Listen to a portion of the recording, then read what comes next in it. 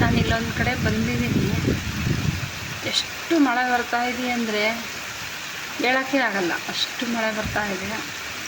ಆದರೆ ಈ ವಿಡಿಯೋದಲ್ಲಿ ಮಾತ್ರ ಸಣ್ಣಗೆ ಕಾಣಿಸ್ತಾ ಇದೆ ಮಳೆ. ತುಂಬಾ ಅಂದರೆ ತುಂಬಾ ಬರ್ತಾ ಇದೆ.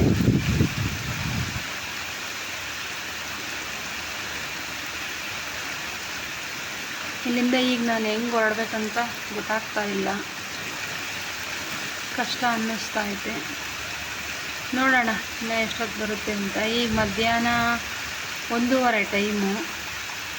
ನಾನು ಊಟಕ್ಕೆಲ್ಲ ಮನೆಗೆ ಹೋಗಬೇಕು ಅನ್ನಿಸ್ತು, ಆದರೆ ಆಗ್ತಾಯಿಲ್ಲ. ನೋಡೋಣ, ಏನೋ ಕೆಲಸದ ವಿಚಾರದ ಮೇಲೆ ಇಲ್ಲಿ ಬಂದಿದ್ದೆ.